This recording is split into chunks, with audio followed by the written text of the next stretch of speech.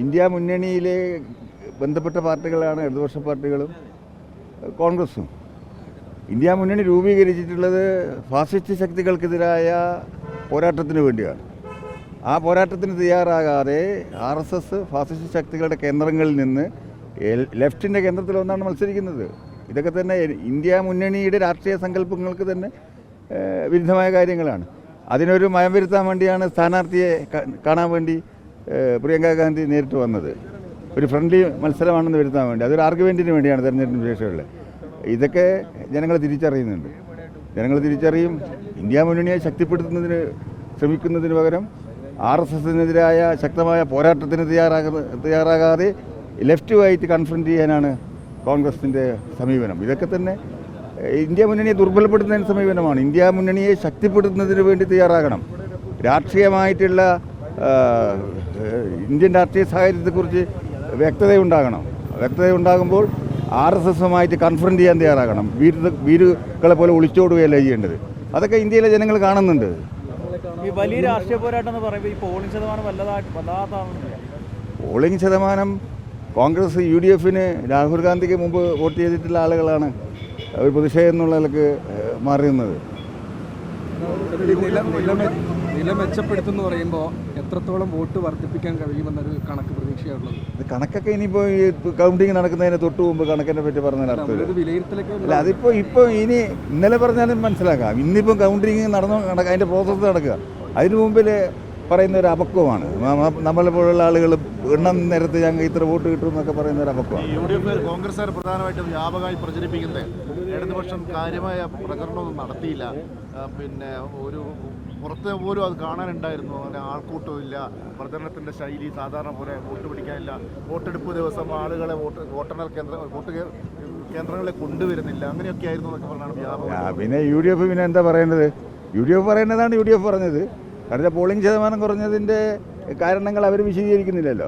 LDFൻ്റെ vote പോളിംഗിലെത്താത്തതുകൊണ്ടാണോ polling ശതമാനം കുറഞ്ഞത്?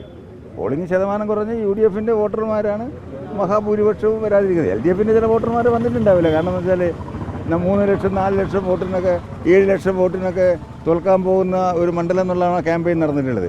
അപ്പം ദൂരത്തൊക്കെ ജോലി ചെയ്യുന്ന ആളുകൾ ഇപ്പോൾ ചെന്നൈയിലും ഡൽഹിയിലും ഇന്ത്യയുടെ വടക്കൻ മേഖലയിലും കേരളത്തിന് പുറത്തും ഇന്ത്യക്ക് പുറത്തൊക്കെ ഉള്ള ആളുകൾ അങ്ങനെ വളരെ പ്രയാസം സ്ട്രെയിൻ എടുത്തിട്ട് അത്ര ആളുകൾ വോട്ട് ചെയ്യാൻ വന്നിട്ടുണ്ടാവില്ല. അതൊരു അസാധാരണ സംഭവമൊന്നുമില്ല, സാധാരണഗതിയിൽ സംഭവിക്കുന്നതാണ്.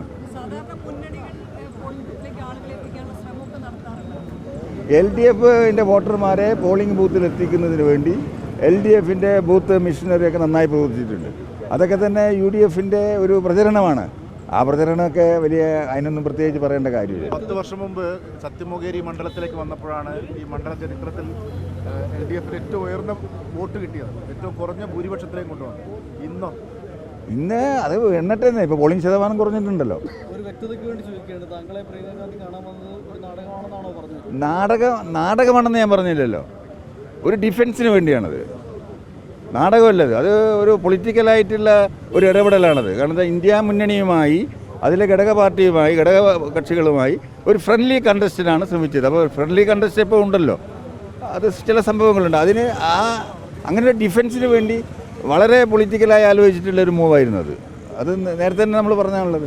വളരെ പൊളിറ്റിക്കലായി ആലോചിച്ച് ഇത് ഏതെങ്കിലും സ്ഥലത്ത് ഡിബേറ്റ് ചെയ്യുമ്പോൾ ഞങ്ങളും LDFുമായിട്ട് ഫ്രണ്ട്ലി കണ്ടസ്റ്റ് നടത്തിയിട്ടുണ്ട്. ചില സ്ഥലങ്ങളിൽ അങ്ങനെ ഉണ്ടാവുമല്ലോ എന്നൊരു ആർഗ്യുമെൻ്റ് വേണ്ടി ഒന്ന് ഉണ്ടാക്കി വെച്ചതാണത്.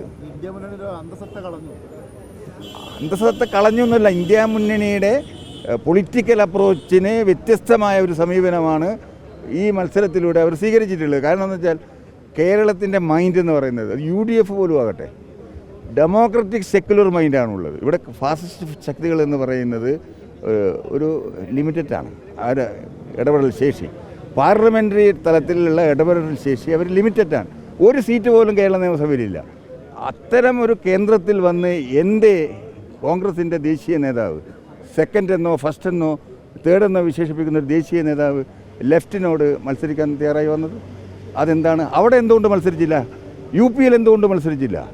ഗുജറാത്തിൽ എന്തുകൊണ്ട് മത്സരിക്കുന്നില്ല? മധ്യപ്രദേശ്, ഈ സംസ്ഥാനങ്ങളെല്ലാം തന്നെ കോൺഗ്രസിൻ്റെ ബേസായ കേന്ദ്രങ്ങളായിരുന്നു. കോൺഗ്രസ് മാത്രമായ അവരുടെ ബേസ് ആര് കൊണ്ടുപോയി? ഇറോഡ് ചെയ്ത് എങ്ങനെ കൊണ്ടുപോയി? ആര് കൊണ്ടുപോയി? ഫാസിസ്റ്റ് ശക്തികളാണ് കൊണ്ടുപോയത്. അപ്പോൾ അവരോട് കൺസിസ്റ്റൻ്റായി അവിടെ നിന്ന് അവരോട് ഫൈറ്റ് ചെയ്ത് മുന്നോട്ട് പോകുന്നതിനുള്ള ഒരു രാഷ്ട്രീയ ശക്തി കാണിക്കാതെ അവിടെ നോളിച്ചോടി ലെഫ്റ്റിനെതിരായി മത്സരിച്ചത് രാഷ്ട്രീയ ഭീരുത്വമാണത്. ഇന്ത്യ മുന്നണിയുടെ സങ്കല്പങ്ങൾക്ക്, ആ രാഷ്ട്രീയ നയത്തിന് വിരുദ്ധമായ സമീപനമാണത്. അത് രാജ്യം ചർച്ച ചെയ്യുമല്ലോ. ഇന്ത്യ മുന്നണിയെ ദുർബലപ്പെടുത്തുന്നതിന് വേണ്ടി കോൺഗ്രസ് ശ്രമിക്കുന്നത് ഇന്ത്യയിലെ സെക്യുലർ ഡെമോക്രാറ്റിക് ഫോഴ്സസിന് സഹിക്കാൻ പറ്റില്ല, ആ ജനതയ്ക്ക് സഹിക്കാൻ പറ്റില്ല. അവരത് ചോദ്യം ചെയ്യും.